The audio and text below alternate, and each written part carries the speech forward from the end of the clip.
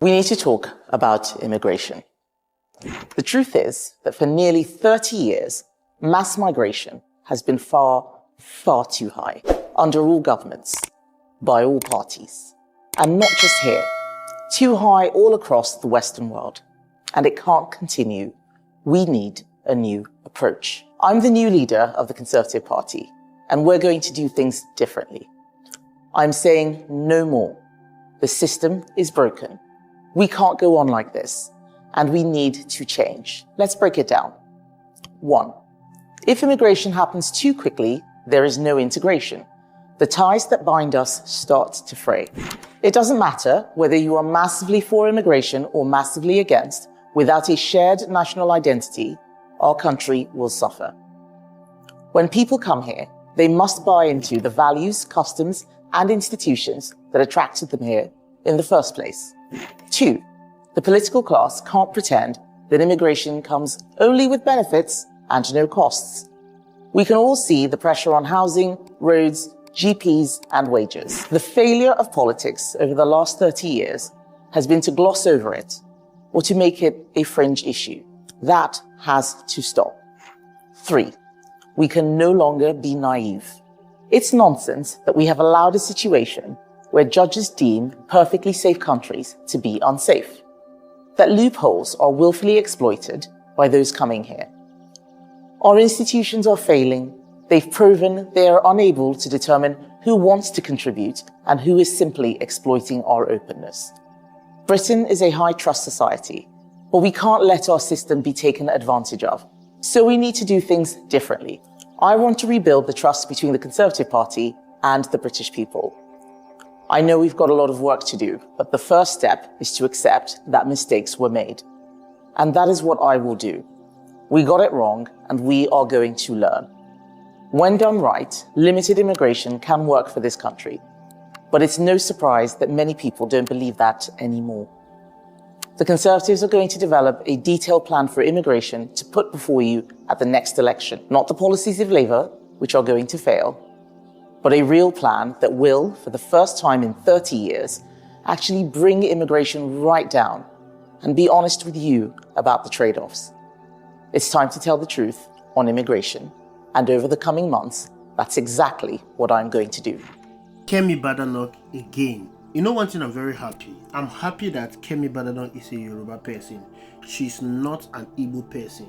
Because if she happened to be an Igbo person, they would have said Igbos are trying to stop Nigerians from migrating to UK. Ever since Kemi Badenoch has appeared on our screen, she has been saying one thing that is hurting the feelings of many Nigerians.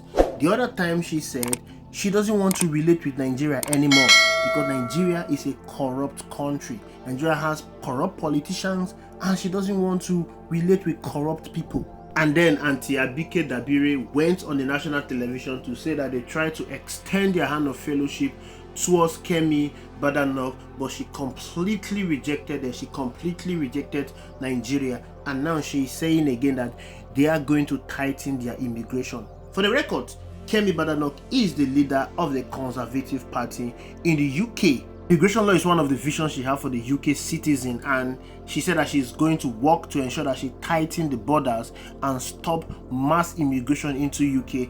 And if this is implemented, definitely it will affect many Nigerians, because UK is one of the countries in the world that many Nigerians find very easy to migrate to. Well, you won't blame her. She's a UK citizen and she's doing everything possible to protect her country. To me, tightening the immigration in UK is going to be a very good one. Of course, US is also going to tighten their immigration. This constant menace of japa should stop. Nigerians should learn to stay in their country and fix their country. The problem we're having in this country is because many people want to japa out of this country. Any small thing, they want to japa. Once they have little money in their hands, they want to japa They don't want to stay in this country and fight for the future of this country. They don't want to hold their politicians accountable. In 2015, they voted in a colossal failure. President Muhammadu Buhari, when he came in and started his colossal failure of leadership, many people japa out of this country. 2023, the same scenario with Bola Ahmed Tinubu. A lot of persons are leaving the country in droves. No one wants to stay and hold this government accountable. No one wants to stay and fight the government. You are going to a country that the citizens have fought their government, they've held their government accountable, they've ensured that their government do the right thing, and you're going to enjoy the good governance, the good system in this country. What happens if you do that back home? Why not stay and fight what is driving you out of this country? One thing that is driving people out of this country is poverty. Poverty is so high in our country. There's high unemployment rate, and many young Nigerians, even those with university degrees, even those with master degrees, they struggle to find jobs in this country. Even the few jobs that are available, they pay very poorly. Imagine receiving 70,000 naira as minimum wage. Most of them are not even utilizing their skill in this country. This will definitely leave anyone hopeless and desperate for better opportunities. That's the reason why most of them japa to UK and other countries. They go there and do menial jobs like becoming a loader in a factory, security, housekeeper jobs. Some of them even wash plates to earn a living in the UK. And of course, most of these jobs, they cannot do it in Nigeria, but they do it in UK because of the pay. What most of them earn doing these jobs is even more than what a lecturer earns in this country. And to some extent, some of our lecturers, doctors, lawyers are leaving Nigeria to go to abroad to do menial jobs. Why can't we stay and fix this country? Why can't we fight the government and hold the government accountable so they can create jobs? They can make this country conducive for manufacturers and businesses to thrive. Most of the jobs they do overseas are being created by individuals. If our country is functioning well, it will boost innovation. People will come into this country and create jobs, and there will be jobs available for everyone. There will be no need for all this mass migration that we are experiencing in Nigeria today. Another reason why people japa out of this country is the cost of living. The cost of living is very high. The purchasing power of the people has reduced. For instance, ever since Bola Ahmed Tinubu became the president, people can barely eat 1 square meal a day anymore. Price of commodities in the market have skyrocketed. Price of basic food items has skyrocketed. Interest rate is at all-time high. Inflation is over 100 to 200%. The high cost of living has driven many persons out of this country. Some of them travel via sea and even desert so that they can escape the hardship in this country.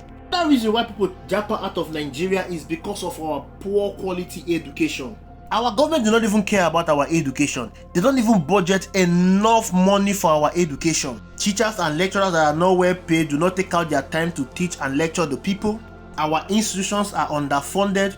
There is no quality research center for quality research in this country. Most people who value education cannot study in Nigeria. They will choose to japa out of this country in order to go and acquire education in the Western world and in the Europe.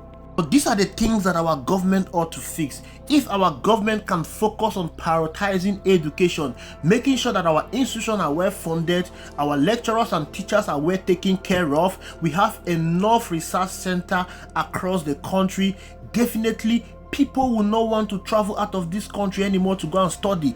They would like to study in their homeland because they even pay more money studying abroad. We need to revamp our educational sector and make it more competitive with other universities across the world. Another reason why people japa out of this country, it is because of our poor system. We have a system that do not care for the people. We have a system that do not secure the people. We have a system that is not working. Systems and institutions in this country has been overrun by corruption and ineptitude. A judiciary that ought to be the voice of the voiceless and the last hope of the common man is no longer the voice of the voiceless and the last hope of the common man. The police that was supposed to be protecting Nigerians seems to be the one harming Nigerians. These things contribute to the reason why people japa out of this country. Even those that have money, they equally japa to a country that is functioning and well secured. We need to hold our government accountable to ensure that they make our systems and institutions functional once again. The judiciary should start being the voice of the voiceless and the last hope for the common man. The police and other security agencies should provide security for Nigerians. Another reason why most people travel out of Nigeria is because of poor health care. You have a country where her doctors are traveling to another man's country to go and do menial jobs. It's a recipe for disaster. Nigerian leaders do not care about health care. Our hospitals are underfunded, poor facilities, little or no diagnostic equipment in some hospitals. Access to quality healthcare is limited to people that has huge resources at their disposal. Ordinary Nigerians with little or no funds at their disposal has resort to self-medication or traditional medicine. A situation like this is the reason why a lot of persons have to japa out of this country. The problems I've enumerated so far were really not there in the beginning. Nigeria before was an enjoyable place to stay. People travel to UK for pleasure. They travel to UK for holiday. They don't travel to UK to go and seek for jobs. They don't travel to UK to go and feel secure. They travel to UK to go and get education, come back to Nigeria to work. Jobs were available for people in Nigeria. These things are no more. The reason is because of the successive poor leadership we've had over the years. And poor leaders emerge when the people do not hold their government accountable, when the people do not care about politics and governance. Many Nigerians see politics and governance as banter. Go to social media and see how they are bantering with bad government.